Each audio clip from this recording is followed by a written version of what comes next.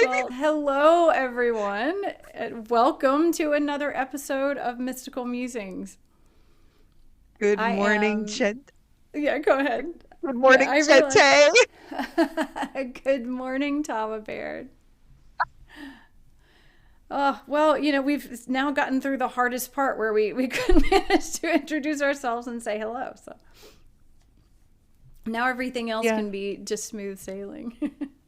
absolutely. We started talking without actually remembering that people might be listening to us. At least I did. Um, and I'm so excited for singing this morning. We play these things sometimes a couple weeks after we record them. And lately, like we haven't actually been on together in what, like 2 weeks or something? Yeah, it feels like an eternity. Yeah, forever. And so we're kind of giddy this morning, like we're podcasting again, even though you have noticed no interruption in service because we're responsible podcasters. It has been a couple of weeks. And so we have to get back into the groove of the order in which we do things. At least I do. Yeah, and managing to get the words out. We're going to do that. So we think we have a topic today. You guys know how this goes. Yeah, We so we'll see how that goes. Where our intention, our thought is that this is going to be talking about the power of our thoughts and how thoughts turn into things and where they start from, and holding compassion and surrendering to the greater good and all those things. But as you well know by now, it's very hard to know where we're actually going to end up. as Jen said, our intention and thoughts are to talk about intention and thoughts, but we don't Exactly. necessarily always make it to our destination without bypassing a lot of other interesting things on the way. Kind of like we're walking through the metaphysical shopping mall sometimes, and we're really trying to get to J.C. Penney, but halfway through we're like, oh, look, the food court. And Yep. And then we're just there for the next couple hours. Well, it's we're, actually really interesting because we're just talking about thought and intention and the idea of surrendering will. And what we're thinking that we might be talking about is that concept of that it's better to surrender to what is in the highest good than to hold tightly to our intention and our thought of this is what's going to happen.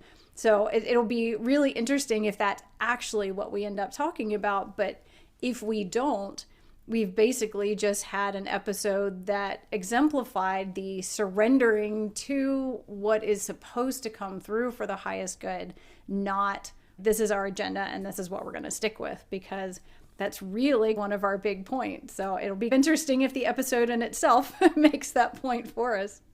yes, so we are headed for the mystical J.C. Penney's, but if we end up in the mystical Cinnabon, it is going to prove that that was where we were meant to be all along. Exactly. And it'll be a very sweet and enjoyable time. So Yes, right next to Auntie Anne's pretzels. And what else do they only have in malls now? oh my goodness. There I used haven't to been be to a a great mall in American so cookie long. company that Oh, was like wait a my greatest thing. That was what I always had for my birthday. And you had to walk through the mall. It was like that the parade through the mall to get your birthday cookie and then carrying the birthday cookie for like half a mile to get back out. I remember when I was a teenager working in malls a lot, they had that Sbarro Cafe, which was all the Oh, Italian yeah. stuff, but it was always more expensive than eating like Mexican pizza from Taco Bell. And so if I was going to treat myself on my break, I was going to the Sbarro Italian Cafe. Nice. Which really, I just think of Sbarro and like these gigantic pieces of pizza, like bigger than a Yes. plate, like one piece of pizza. Yes. And here we Yes. are now off on another topic. Oh man. So, the one thing that came through just crystal clear as the word, not a command, as a very clear, this is what I'm suggesting. You're asking me from Archangel Michael, you're asking me what is in the highest good for us to talk about. And the one thing that was really clearly brought through to me was that we need to start this episode with guidance in that kind of grounding and opening and centering in the heart and coming into the space of compassion together. That was just crystal clear, which I was so grateful for, because I don't often get things that are that crystal clear when it comes to preparing for a podcast. So we'll do that, and maybe then just flow right into song, because it seems like that would be a good way. And we promised Samael that I was going to sing so that Tava doesn't get the what did you call the eyebrows? The eyebrows of The doom. the Um, expressive eyebrows, I think was what you were. expressive eyebrows of doom. So, for those of you listening, I think you know well by now that I hear Samael, but I also frequently see him. And I get this when I'm doing something I'm not supposed to do, or something that he wishes would happen is not occurring. I don't get reprimanded. I just get this one raised eyebrow, and the other one looks like it's not so happy. We have been off for a couple of weeks. And as you know, Samael loves to hear Jen sing, loves to hear that channeled music coming through. So I got on today to set up my microphone and everything, and he's going, there will be singing, yes, she will be singing, yes, like something along those lines, so repeated. So we don't want the expressive eyebrows of Seraphim doomed to appear. Yes. So I will guide everyone into this place of compassion and then move into song, and we'll see where we go from there. So if you are not driving a vehicle or operating heavy machinery or cooking or doing something that requires your undivided attention, then I invite you to close your eyes and take a few deep breaths.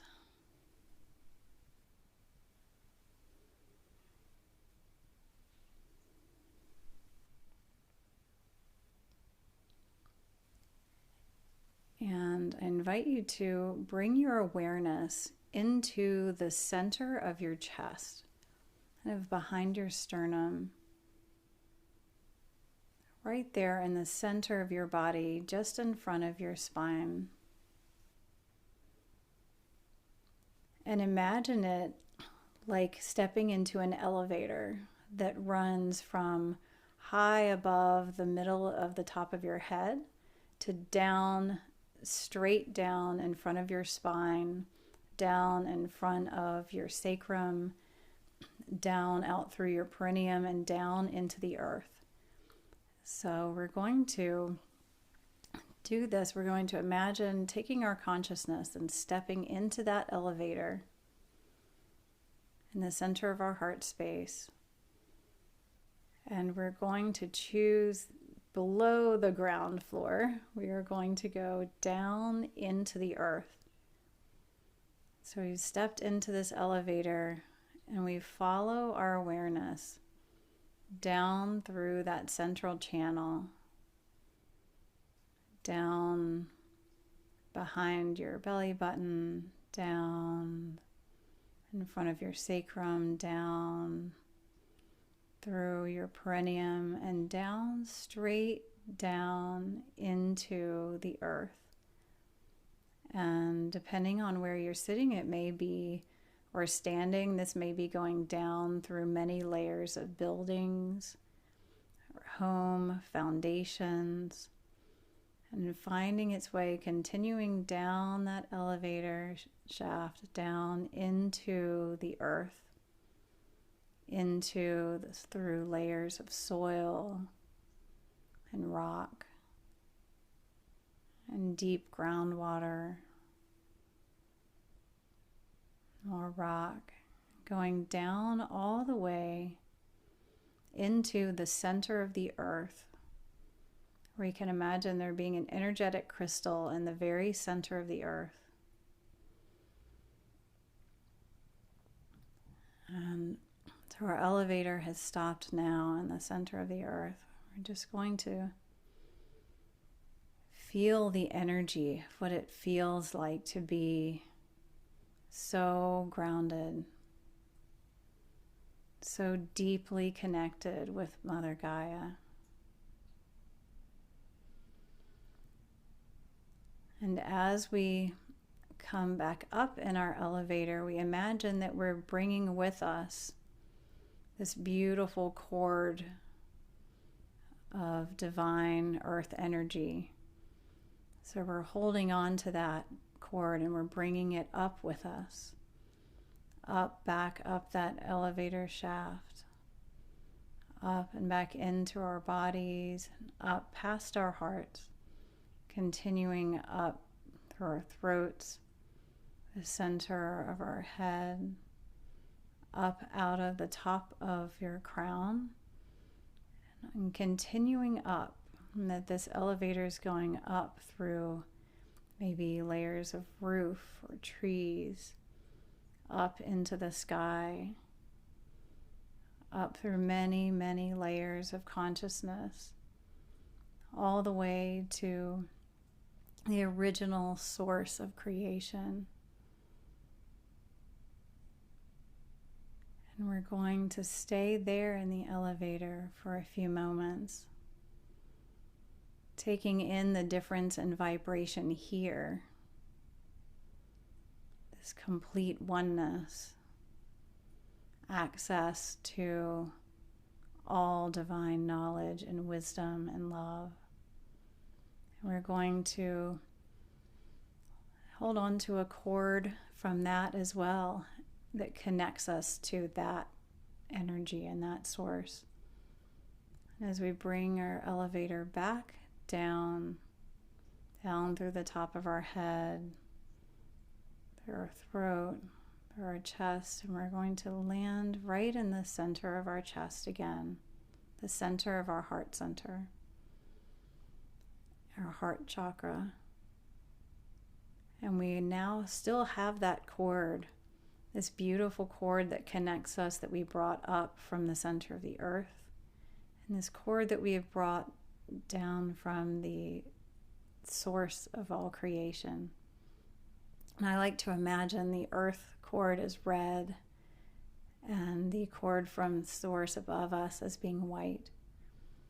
And as we open the elevator doors open, we still have both of those together, and we allow them to kind of entwine. We step forward out of the elevator, and we're right there at our sternum, just right at the very edge of our skin and our chest. And imagine throwing open these beautiful double doors and stepping out onto a balcony with a beautiful view.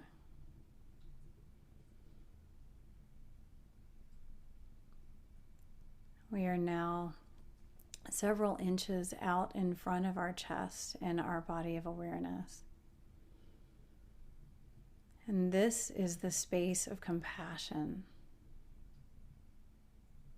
Just feel into the energy of this space. This is where compassion lives in our energy field. Compassion that holds for the highest good and the greatest well-being of all things. That is filled with a love beyond love. A love that knows you intimately and all of creation as its source.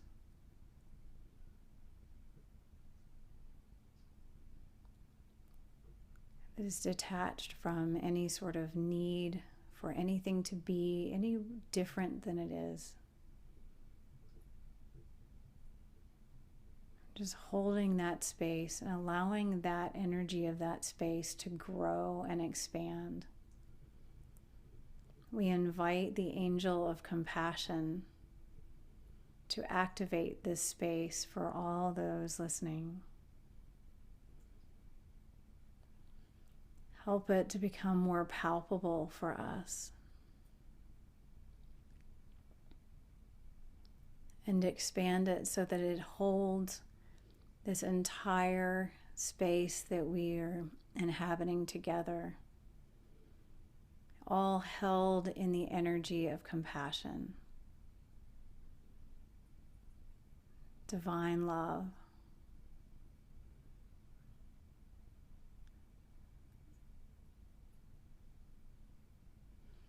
And I invite you to sit in this space and enjoy this sensation as I bring through a song.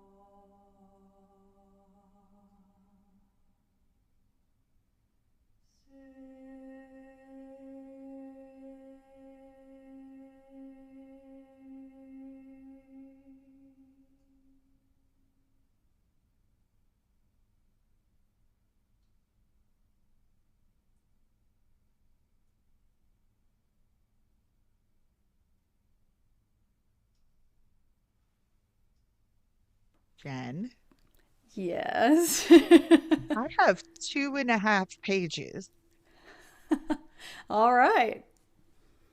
where Samael is talking about you as you sing and using it as a point to illustrate something.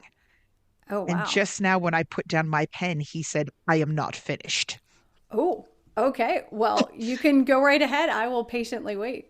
So this started shortly after you started the guided meditation to help people ground and centered. He just started talking and started talking and continued to speak all the way through your song. And when your song ended, I put down the pen because honestly, my hand is cramping. And he said, I am not finished. So, um, So did you continue and get the rest of it, or is he still waiting to No, I have finish? stopped right now because I think there's a lot in these first 2.5 pages that might direct our conversation. And he says, I will speak later. So I think Oh, he'll okay. Because jump I was going to back say, in. let's just stop and let him finish. Um, I don't want to be because interrupting the seraphim. this is a lot. So buckle in, kids. Here we go. I feel like I want to add questions to some of these for him to expand on. But this is what we have. You may eat the elements, Umshala, and it is all right to manipulate reality in order to heal yourself. So much of what is material may be replaced with its energetic counterpart. When you hunger, you may ask, is it truly the needs of the body or of the soul? You have consumed enough with your eyes and ears and tongue and nose and skin in this lifetime to recreate that energy yourself, to be its genesis. To be precise, you yourself are generating nothing. The energy is already there in the flow. You craft with it, manipulate it into a new purpose, a new form, much as the artist moves paint from a bottle to canvas or unspools the thread to weave it into cloth. During this time, you may feel you can control it, but at times the paint will drip or the thread may tangle. Be open to these new paths that you perceive as flaws. They are doorways into possibility sent from the flow of the divine. And when you have, quote unquote, finished your art, know that it is not finished, for others will view it and add their own energy and perceptions. It may evoke longing or irritation or joy, warmth or cooling sensation, desire or repulsion. And in the mixing of what you molded with the energy of others, your energetic creation becomes more fully a thing. There's a lot of air quotes in this, guys. Its own entity taking up more space and consciousness. Now, this is the part where you started singing and he started reacting to it. And how do we direct this flow? With thought. Thoughts are tools, just as you use a hammer and a nail. See her as she sings and moves, the impulses, the divine thoughts being sent through, mix with the singer's energy and produce movement and tones. And those tones are now creating an entirely new space. But then what is that space? Mixes yet again with those who listen. It creates change, a reaction in the viewer and listener to smile or to weep or to heal. And then that energy creates yet another space for the listener to inhabit and perhaps share. Vibration and intention, vibration and intention, divine alchemy. This is the basis of what you call magic. You see why I stopped? Wow. That's a lot. Yes, I feel like I need to hear it again to start to even digest that. Do you read it again?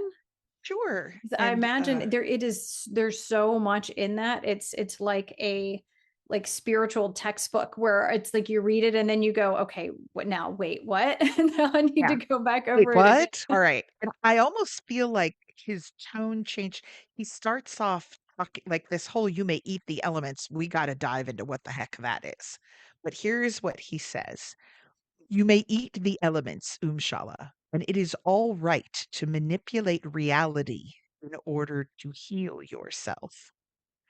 So much of what is material may be replaced with its energetic. Just now off to the side, he said, I will give examples later. So, Yeah, I okay, was going to good. say there's like three different things to unpack there. Maybe we should just take this We bit can by just bit take and that work our part way if through we the want. episode. Sure.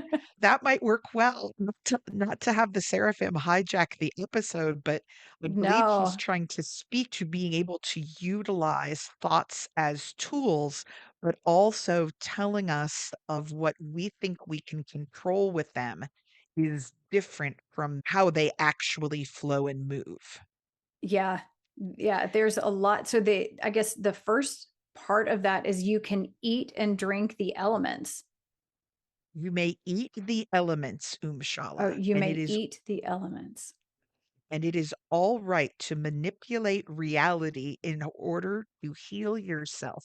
And I'm like, can you tell us how to do that, please? Yes, yes, please. If he could elaborate on how it is that we can eat the elements and how we would might manipulate those to heal ourselves and what we're talking about, what that would look like. Okay, so I'm going to write down, you may eat the elements, and then I'm going to ask him what he says. Here we go. Let's see what I get. I'm so sorry to keep you waiting. Maybe Oh you want to no, go get a I'm sandwich. yeah, I've got some projects. I'll be back like Back 50 for some pages from for now. people for people listening, we're going to edit out all of this time that poor Jen has to sit there while I frantically write. Okay, here we Oh, I go. love it. It's just magical anticipation. Oh boy, he's getting into my personal health issues here. Okay. Well, this is a good example. So here, I guess we're sharing that today. Oh boy. There'll be some catharsis today, I'll tell you. Oh boy.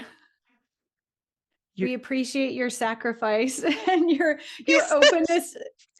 he didn't choose to do this when we weren't in the middle of a podcast because you listen better on the he says I listen better when I'm talking to you. Okay, here we go. Woo. Okay. Nothing like putting you on the spot. Uh, all right. He started off, you may eat the elements, Umshala. He says, I will speak specifically to elements later. He's That's helpful. he's talking about eating energy in what he says here. He says the elements are energy. He says, you understand the power of the mind. Let us discuss hunger. Okay, so folks, everybody should know, if you don't at this point, that I am on my second weight loss drug. I have struggled with weight a good portion of my life. I've been on literally a cycle of what should I eat, what should I drink, and then I get on the wagon and I fall off the wagon and I am trying to drink 80 ounces of water and I try to do all these things and I can only sustain them for a short period of time. I go through crazy cravings about stuff, right?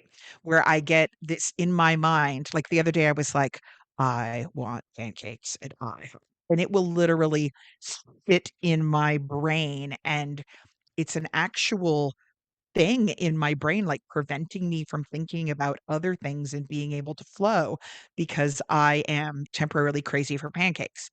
And one of the things that's lovely about some of these modern medicines that they now have, they're trying to help. I'm in the pre-diabetic range, so we're not talking like I'm just trying to take it to lose 5 pounds to look good at the red carpet gala on Friday. We're talking like health, major health reasons here, right? One of the things that it does is that's what food noise. It appears that some of us have a little thing in our brains that constantly chitter chatters. It's like a little monkey about food all the time. And I'm one of those people. And so these revolutionary weight loss drugs that they have out now that everybody's trying to get their hands on, one of the things they do is help cut out that noise. It's great. It's like having someone scream in your ear for 30 years that suddenly stops screaming.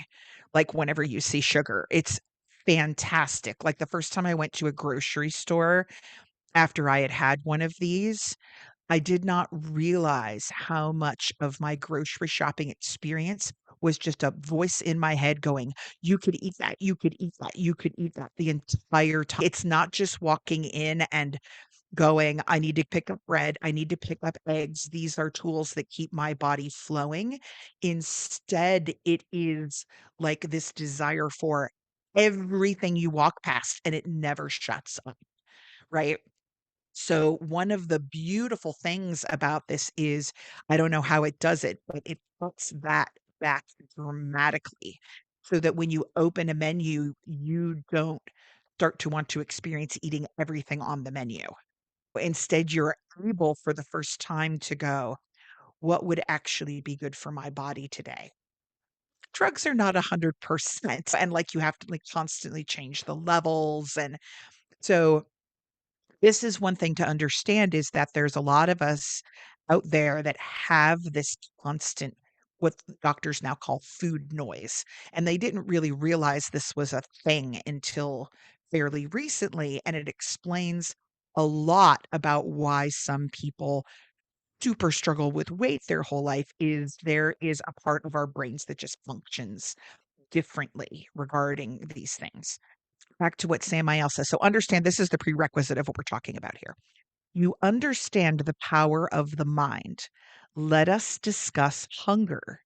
You are saddened and you create and you crave comfort. I should also let you guys know that my dog passed away about a week and a half ago. And I started noticing that after that happened, I wanted, despite the weight loss drug, I wanted to put everything in my mouth. Everything was going in donuts, burgers, whatever was sweet and felt good in my mouth, I wanted to eat it. I wasn't hungry. I was hungry for something else. I was hungry for soothing and comfort during an emotional time. Okay. So this is what he's talking about. Let us discuss hunger. You are saddened and you crave comfort. Your habit is to soothe by putting something in your mouth the way infants do. And when you think about little babies, what do? We put pacifiers in, we put bottles in. If when you're getting breastfed by mama, like you're warm, you're safe, your belly is full, that's the sort of soothing that you're looking for, right? And so a lot of us have this self-soothing habit as we get older where this is going in my mouth. Cigarettes are a similar thing. People who bite their nails, there's this a lot of times this oral fixation, and sometimes it can come from wanting to be soothed, wanting to feel like you're being nurtured and fed. And what Samael is pointing out is sometimes your body's actually hungry. Sometimes what it really wants is to be held. Okay. So he says, your habit is to soothe by putting something in your mouth the way infants do. Later, you cry because it was not in your highest good. It was not for your health. And that's exactly what happens. You eat 3 donuts, and then later on, I sit there and beat myself up because why don't I have more self-control? Why did I have to eat 3 donuts? Why couldn't have I had Brussels sprouts instead? Because it's that emotional, energetic need, right? Now he's offering a different path here. But your mind knows the experience of eating that particular pleasant poison. Yes? Could you not languish in that memory instead and protect the body from the whims of emotion? Might it help you to heal? You perceive that the food is real and that thoughts of it are not. But is it true? Can you not comfort yourself in a better way with the memory? If you build whole worlds with your mind, Umshallah, why not improve this one the same way? Now, he has a point here. I write 400-page, extremely detailed fictional worlds, right? There is something. So I don't know if anybody here has ever seen Taskmaster. It's a fantastic British show. It's jumped the pond. There's now a whole bunch of different versions. They have comedians on. I'm sure I've probably mentioned it before because my husband watches it nonstop. They have comedians on to perform silly tasks and they record them and then they give them points in studio for how they completed the task. And the people try to defend their ludicrous actions and it's hysterical, right? There's one that jumps out to me. One of the silly tasks they gave this group of comedians, and they each do the tasks individually. The guy who runs the show is named Alex, right? And their task was propose to Alex in the most memorable way. And then it was like, you have 20 minutes, your time starts now. Okay. And so then what you saw, they cut to the comedians sitting in studio with the judge who's called the taskmaster. And they played the footage of them having to do basically a silly proposal. And the first four comedians did just these outrageous things, right? When they showed the video of the fifth person, and she's very famous, her name is Victoria, and they showed her reading the task, and she said, I can't do this. I can't do it. And Alex said, why can't you do it? It's just a silly. And she said, I'm already married. I can't do it. The way her mind works was that she was in love with her husband. She was so married to him that she couldn't even pretend to propose to someone else, even though it obviously was not a binding agreement.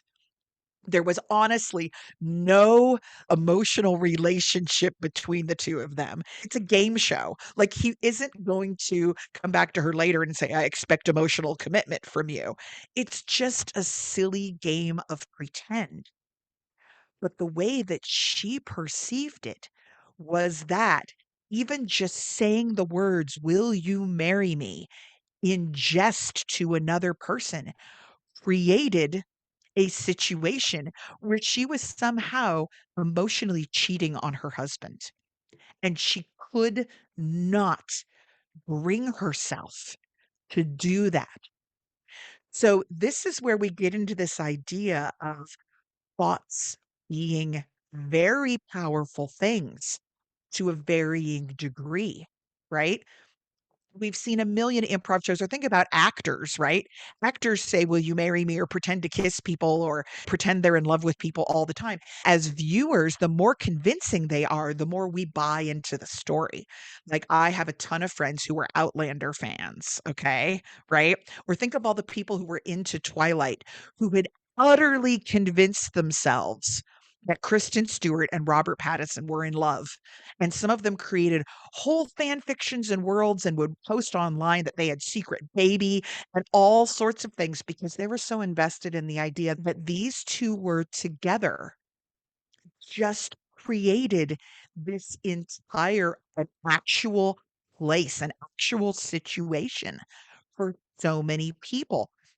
Like I said, this, you saw the same thing with Outlander, where you see people get upset, like Sam Heughan, who plays Jamie Fraser on that. You would see people on the internet get very upset when that actor had a real girlfriend because he was somehow or another cheating on Claire, even though Jamie and Claire are characters in a novel and on the TV show.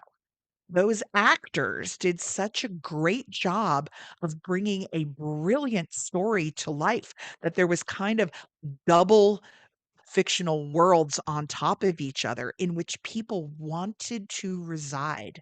They wanted to believe that that love they were seeing was real, right?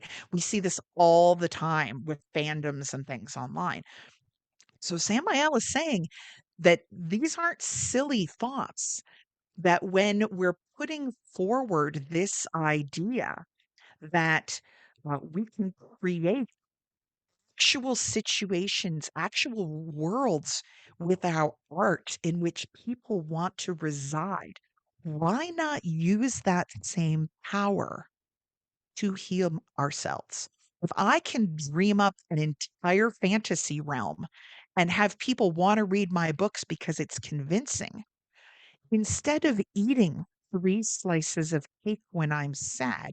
I know what cake smells like, what it looks like, what it tastes like. I have many memories of eating cake. Could I put myself in the headspace where I recognize that what I'm actually craving is comfort by putting something in my mouth that means celebration to me? We were talking about cake. I think it was the last Yeah. podcast.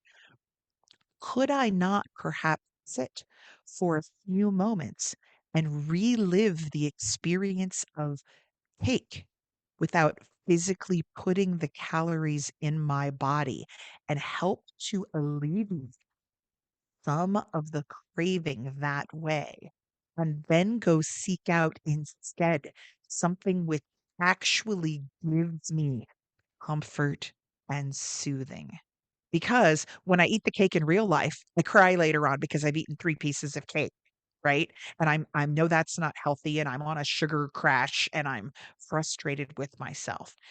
He's opening up this possibility, and when he talks about taking in the elements, I'm starting to think if my fictional cake is air, perhaps I can manipulate the way in which I interact with the physical by the way that I view and utilize the energy of these things in thought and memory. Wow. Yeah, that's a lot. But it's funny, one of the things we were considering talking about was that thoughts become things and thoughts are things and that they actually exist. What more tangible, clear way of talking about that than the idea of it being so real you can eat it? Like that you can, that your thoughts and your memories and the knowledge that you have brought in, because I know he said something about how we've brought in enough through all of our senses that we know these things and therefore we can create with them and manipulate them.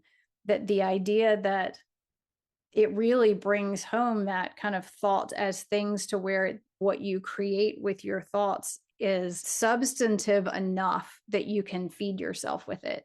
Not exclusively, I'm not saying don't eat No, actual no. food, but, But you know. especially in this situation where what I'm looking for an energy. I'm looking for a soothing environment where somebody says, "It's okay to grieve. It's okay to process this. I am here with you." But the way I interpret that is, let me get another slice of pizza because of something. That's one of the ways I was soothed as a kid is you people popped the pacifier in your mouth when you in the 1970s and Ah, didn't necessarily pick you up. It was the baby is crying, let's put in the pacifier. And so he's basically saying my pacifier has become food as an adult, right? We all have sort of our own pacifiers, but that isn't the thing that's going to satisfy the root cause of the need, right? Is that it's I don't necessarily really wanna put something in my mouth, what I'm looking for is soothing. And so to acknowledge that, can I use for the good of my physical body, the energetic idea of the food I'm craving to help me take a pause, like, it's really funny because 'cause I'm sitting here now going, "I would never let myself eat a whole pizza." And I'm trying to sit here in this headspace now and just imagine eating an entire pizza, and I'm like, "I can't do that." I'm just thinking about it. Like, it's not physically going into my body, but I'm having difficulty conceiving of it because somehow or another, I think it's really going to happen. So he just said, "So are thoughts things or not?" Because if you think about it, I'm doing it 2 ways. I'm saying, "Oh, the thought of cake isn't real cake," but I also won't let myself think through the process of eating an entire cake. well, there's definitely something too, like when you were saying, I can't do that, that person was talking about in Taskmaster of, I cannot do that because when she puts herself into crafting the perfect proposal and thinking about that, when you really put yourself in that mindset and you dedicate and direct your energy for it towards it in any amount of time, especially for a concentrated amount of time, 30 minutes, that's a Yeah. long time to put really concentrated energy on something and collect more things. And I completely get why she couldn't do that. And I think it's so Yep. amazing that she recognized that I do not for the sake of laughs or the sake of the show or what are my expectations, but I do not want to put that kind of energy into a direction that I do not want to take.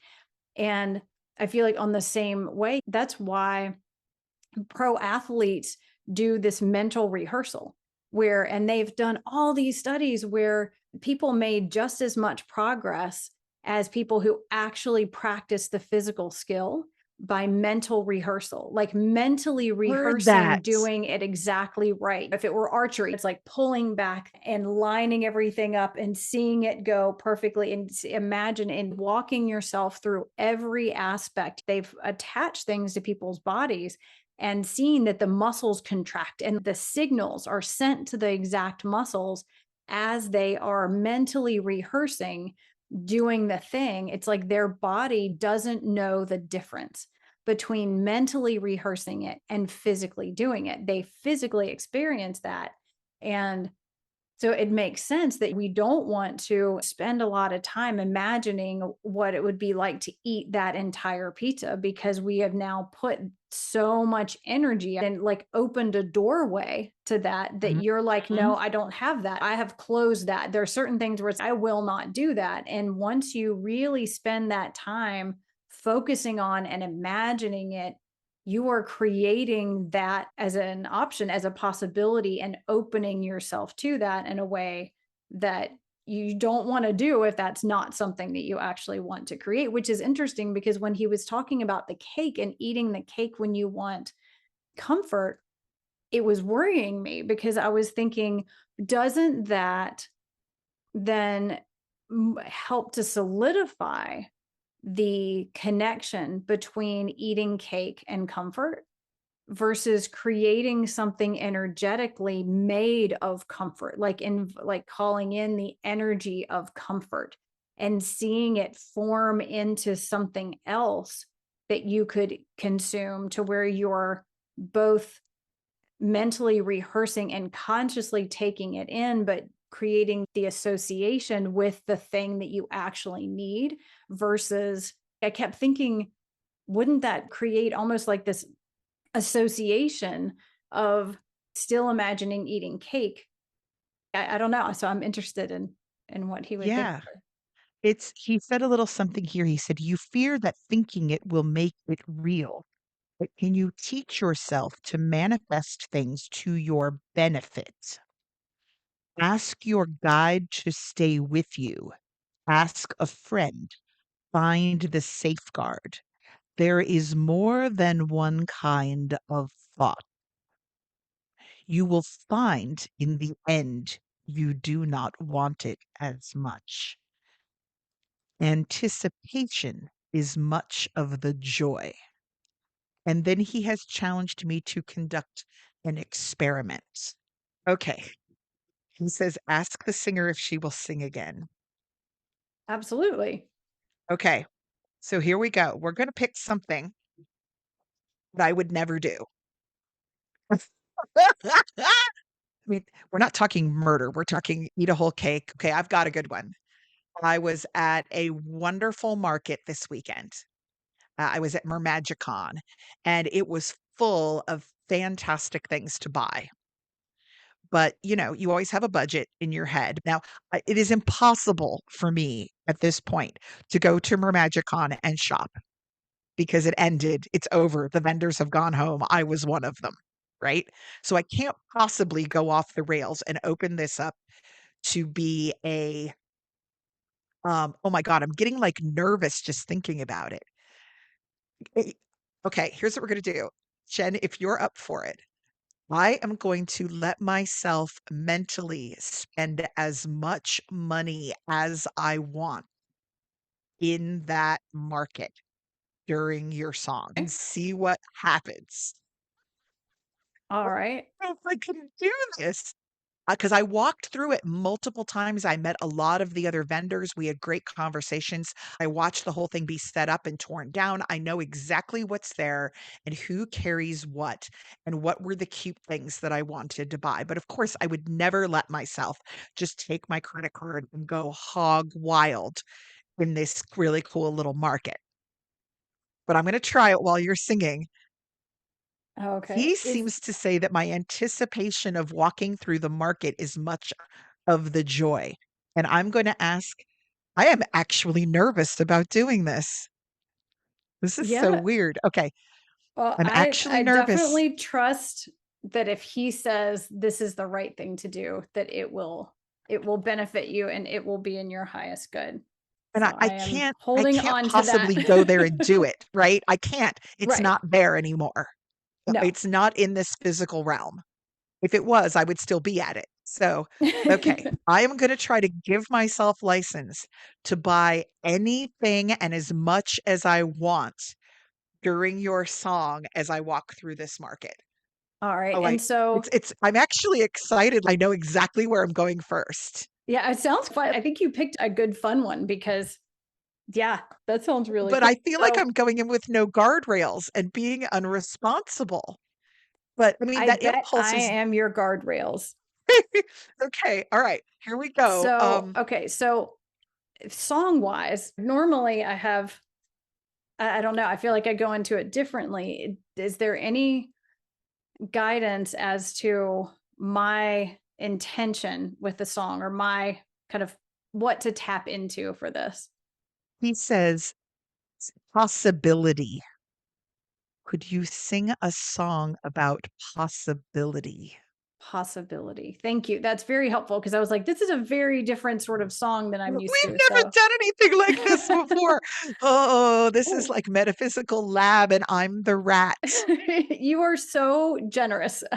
I thank you on behalf of everybody for you being willing to put yourself in this experiment and Okay. demonstrate something that I'm sure will be really helpful for us. All right, All I'm right, we're going gonna to try it switch and mics. see. I've got myself a new page of my notebook in case I need to take notes. All right, I'm Excellent. just gonna see how And I all feel. right. And I'm going to sing a song of possibility. And I am walking towards aisle one of the Mermagicon market.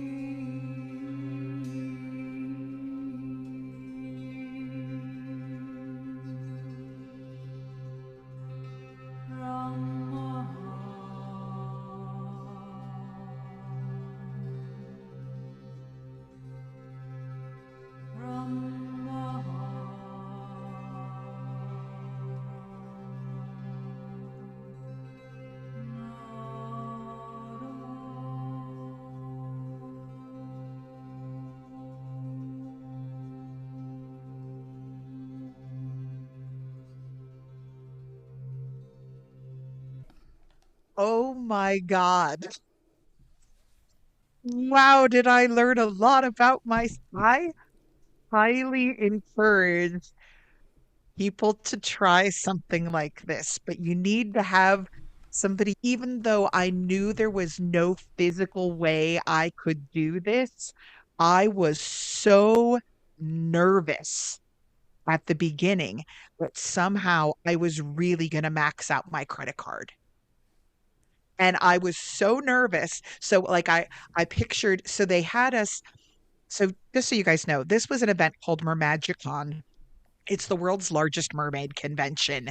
It was in Silver Spring, Maryland last weekend, and it's really wild. People come with these like full, like these tails that like make them 8 feet tall and swim in them. It's wild, and everybody's got plastic like wigs and eye makeup and jewelry. They are dressed to the nines. And there's photography sessions and group swims and all and half when the people aren't in the water, they're walking around. The top of them still looks like a mermaid, and the bottom of them is in sweatpants. And they're carrying these giant tails in these special bags over their shoulders, right? So you're seeing like half a mermaid most days. And it is the wildest thing. And they're gorgeous. The place that this was held was this aquatic center that looked like a really fancy hotel. It had this massive pool that you could look down on from an observation deck and see 400 mermaids swimming together. If you have a child that loves mermaids, this is the place to go. And then they had about 30 vendors, and they put us in what was basically a gymnasium.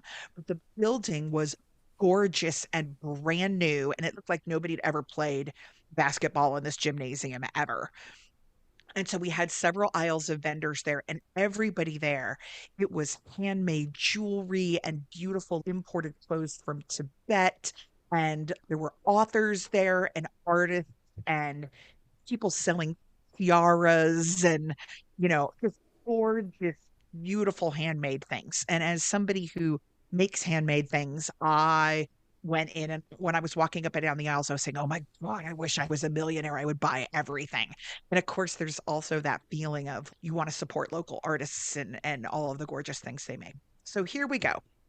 So Jen started singing, and I pictured myself opening the door and walking up to the first aisle.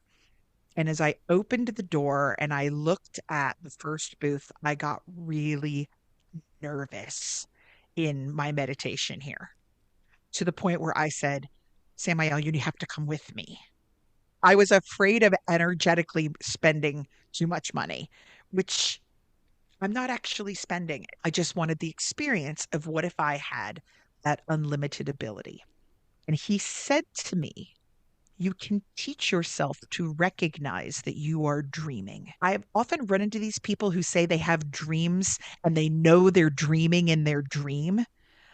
I have very rarely been able to do that, to be able to separate this is actually happening to my body in a physical realm from this is happening in a non-physical place, right?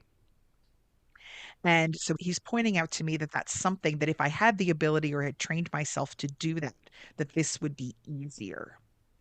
Then he said to me, you think what you want and what you do are not often in alignment, but perhaps you have not allowed yourself to see that they are. So here we are. We're in this gymnasium full of artists, and I'm walking along in what I was wearing on Sunday, which is jeans and this blue shirt. And next to me is Samael, this big, tall seraphim. And he's kind of staying in the aisle. And the first booth I went up to, these people had done all of these cool things. They had artwork that had like really cool glass eyes in it, and they had done all these dragons, and they had this really beautiful Medusa print. And y'all know me and Medusa, like she's my home girl, right? And my first impulse is, oh my God, I'm going to take home so much from this booth, right?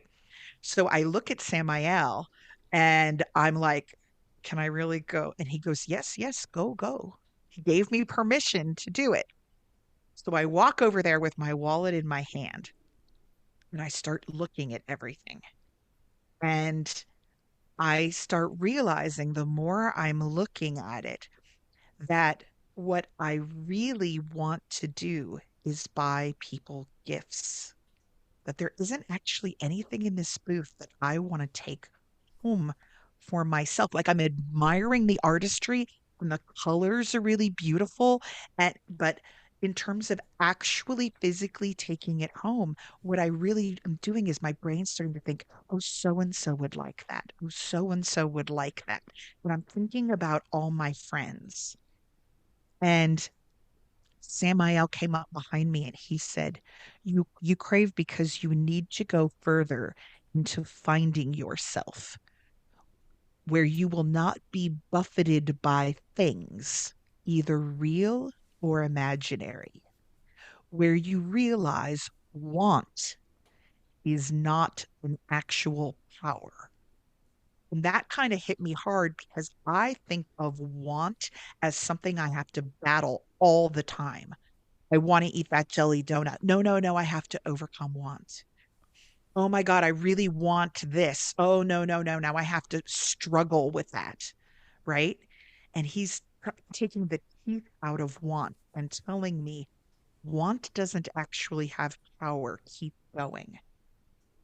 So I look through the whole booth and I realize there's nothing I actually need to take with me to satisfy me. But I have lots of ideas of presents for people. Right. And now I'm starting to think about my friends. I'm starting to think about Gente's birthday's coming up. And I'm thinking about my friend Jennifer in Philadelphia, who I haven't seen in a long time, and I'm missing her. And my brain is full of things I want to buy you guys and send them to you. And I realize that what I actually want so much in this market is not things for myself, but I want time with people that I love. And God, I'm not tearing up. And I have a fear when I don't see them or when I'm not getting to spend enough time with them that our connection will somehow be broken.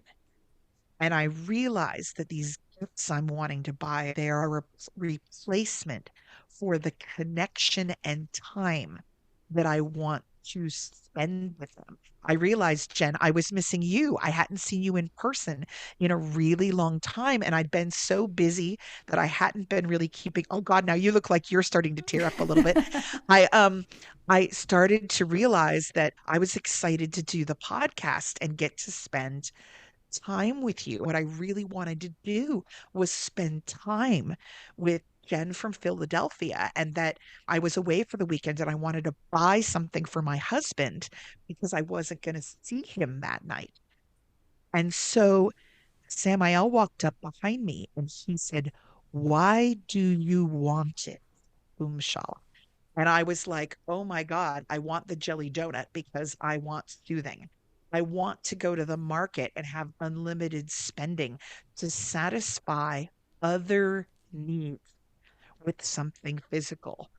So the first booth that had all the beautiful eye stuff and the jewelry in it, I ended up walking away from it without purchasing anything, but feeling these pangs that I was missing people and that I wanted to text them or send them a picture or connect with them in some way. So then the next couple of booths were nice, but they weren't something that I was super attracted to.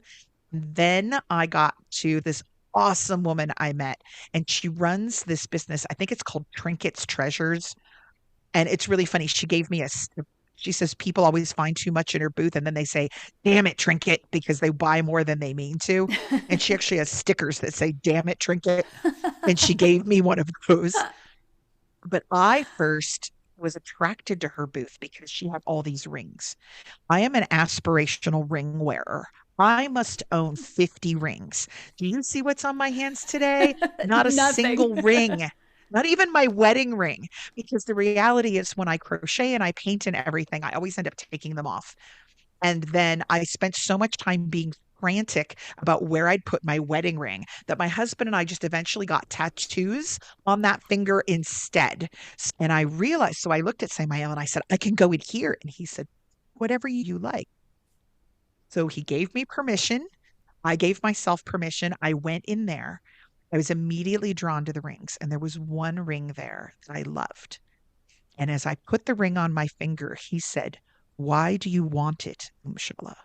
And I realized that the ring was big and kind of heavy and chunky.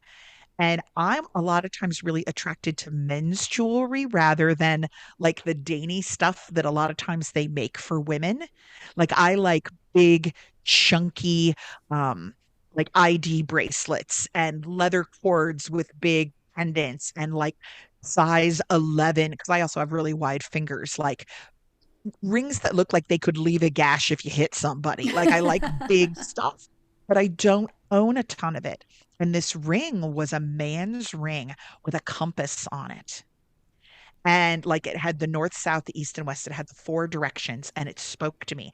And I slipped it onto my finger. But there were trays and trays and trays of beautiful rings. And I will tell you right now, in reality, I bought 3 rings from Trinkets at Mermagicon.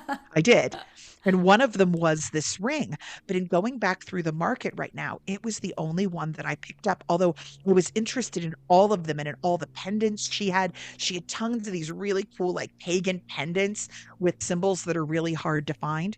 And I realized her booth was not the rings and the clothes were about who I thought I might be.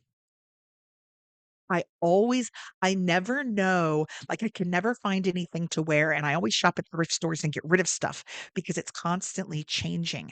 I have this need to try on new clothes to see if it makes me into a new person. And she had all these beautiful, sort of spiritual, magical clothes and all of these big, chunky pieces of jewelry that a lot of times I'm not brave enough to wear. And I realized her booth was actually about who I thought I might be. So I bought the ring with the compass on it that in real life I actually own now. Okay. But in real life, I also bought 2 other rings there and they weren't part of this. So I spent, I think it was $22 in that booth. Then I moved on and there were 2 booths. And in reality, I bought over $100 at this booth. In reality, when I was being good, it was 2 crochet artists. Now I crochet, right? Technically, I could probably have figured out or made the things in their booth. But there was a particular cute little frog they made called the anxiety frog. He was adorable and I didn't know how to make it. So in real life, when I was at this event, I bought multiples of these. And I realized, I said to Samael, I want to go buy the frogs again. He just nodded. But when I got to the booth this time, I realized they had skills I didn't have, but I wish I did. I didn't understand how to make that pattern. So I wanted to buy the thing because then somehow I might be able to figure it out. So the craving for things in that booth was because there were skills that I didn't have but wish I did. And I ended up, after looking at everything and then realizing this, not buying anything. The other booths kept going on. I wanted to buy something as a memento, the need to remember this event, then realized I already had the ring. So I already had my memento. So I moved on. I then ran into a vendor that I knew from other events who told me she wasn't having a big sales day. And my immediate impulse was I wanted to help her and to please her. So I contemplated buying something from her booth, not because I wanted it, but to help her and to make her happy. And but then I looked at Samael and he said, "Why do you want it?" And I thought, this isn't the this isn't the actual person in front of me. I give myself permission to move on and to give her kind words instead. So I told her I hoped her day got better and her things were lovely, but I didn't feel obligated to spend. And I now realize how much of my spending is that. A lot of times there were also lots of booths I never walked into because I thought those things aren't for me. There were people selling beautiful mermaid tails and bikini tops. And I thought, I don't wear those things. I can't wear those things because of how I perceived myself and how they would look on me. And because I worry about my weight and my age and all of these other things that are dumped on me. Now I'm thinking, maybe I should have spent time in those boots. I might have met an amazing vendor. I might have thought of things that were other possibilities for my future. I might have just gotten to get up and go and said, screw it all. I'm putting on a bikini top and everybody else, can just step back. But there were boots that I just passed the artist by because of my immediate perception that wasn't made for me. There were also there were booths full of things like there was stuff that was really like monstery and horror themed, and I didn't go in because I thought aren't things I generally like. But now I'm starting to wonder if I had gone into those booths and thought about what sort of person might enjoy this, maybe it would have given me a different perspective. Maybe if I talked to an artist that saw the world from a different way than I do when they make their art, it might have expanded my horizons. But instead, I skipped them. And I left the market with one $22 ring for the memory of the experience to look back on and to adorn myself. There was something about that ring that felt right and felt like it belonged on me as I was in that day. And I also realized as I walked through this market in my memory, I did not like the idea of having nothing to want.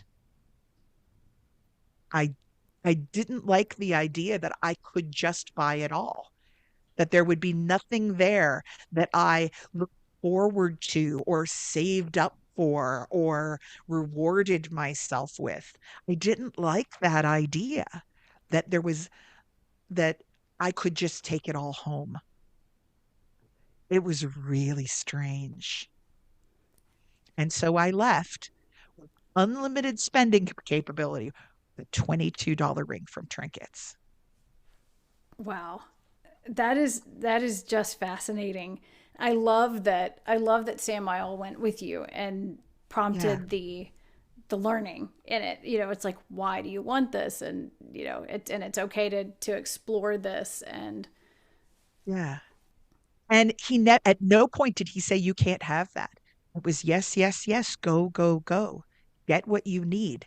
So I walked into this headspace thinking, oh my God, I'm going to buy everything. Oh my God, I'm going to be an out of control, crazy.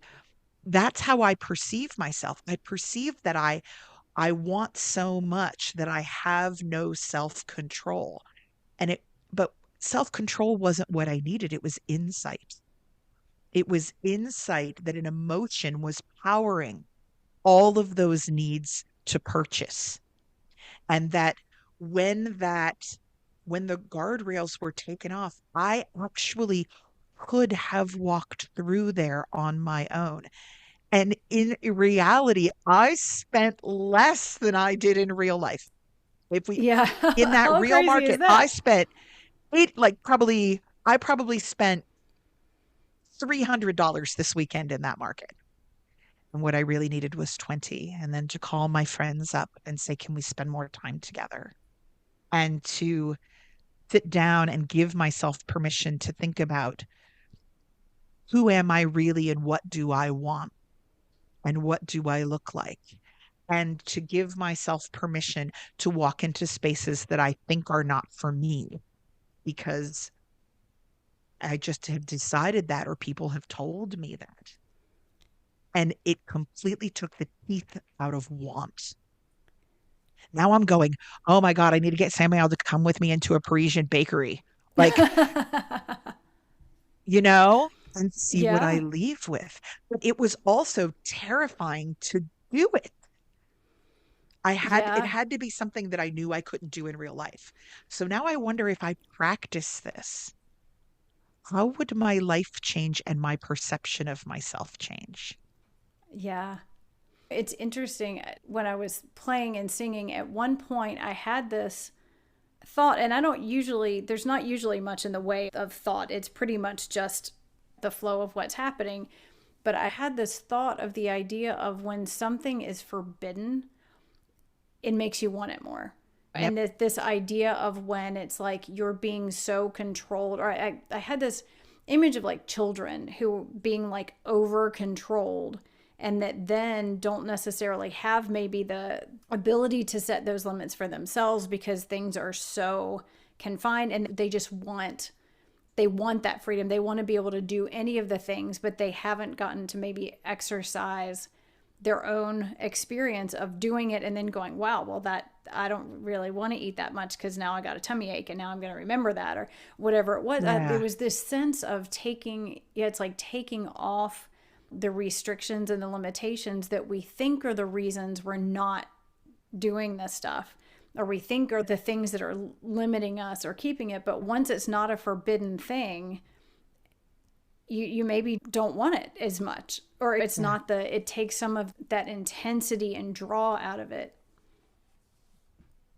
What I'm going to do is I'll take the audio of the song that Samael had requested with the intention of possibilities, and I'll put that into bonus content so that anyone who wants to go on their own private journey, like you did, and kind of experiment with this, will be able to have that audio if they would like to, as kind of the background facilitator for it. So be on the lookout for the bonus material if you would like to use this to conduct your own thought experiment journey.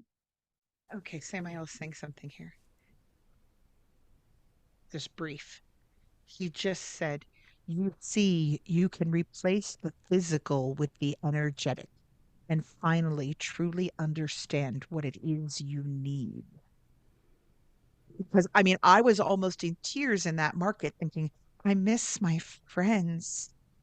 Like I wanted to buy presents because I needed to connect with someone who wasn't there.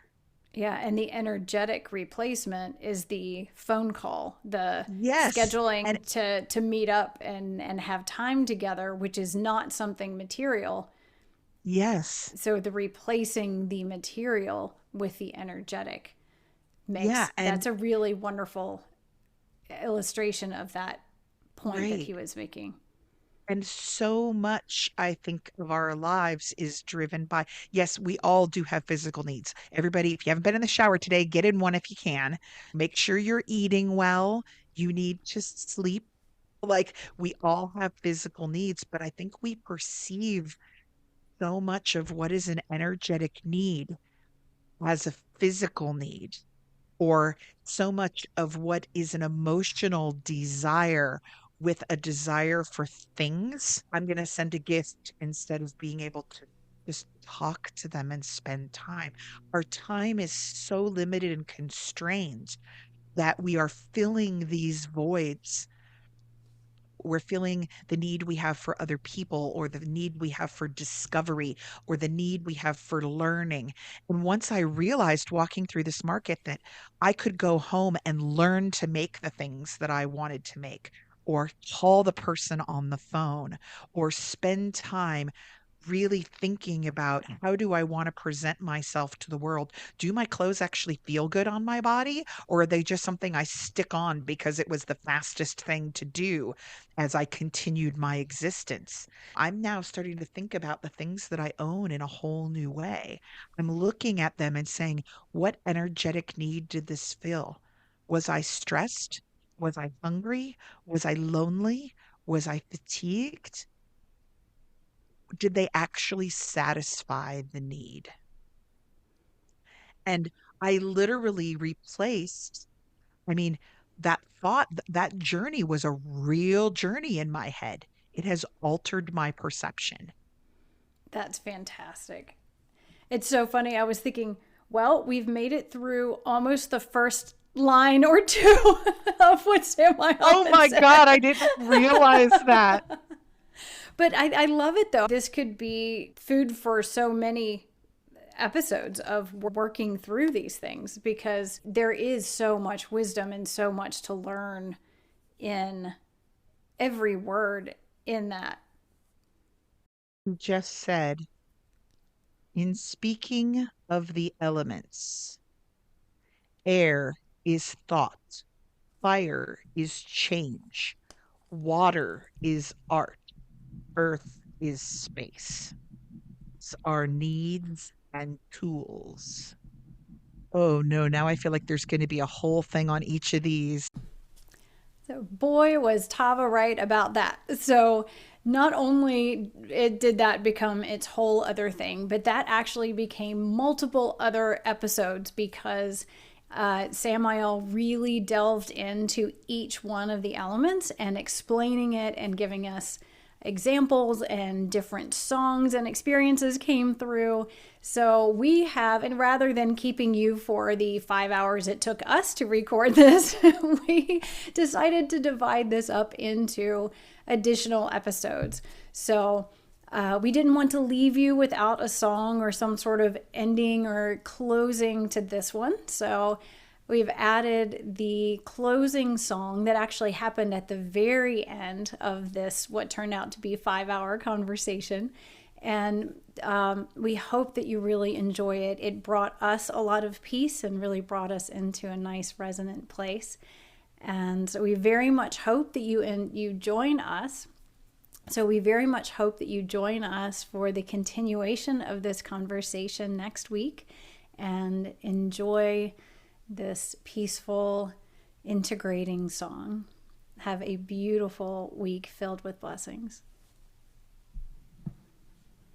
Samael really delved into each one of the elements and explaining it and giving us examples, and different songs and experiences came through. So rather than keeping you for the 5 hours it took us to record this, we decided to divide this up into additional episodes. We didn't want to leave you without a song or some sort of ending or closing to this one. So we've added the closing song that actually happened at the very end of this, what turned out to be a 5 hour conversation. We hope that you really enjoy it. It brought us a lot of peace and really brought us into a nice resonant place. And so we very much hope that you join us for the continuation of this conversation next week and enjoy this peaceful, integrating song. Have a beautiful week filled with blessings.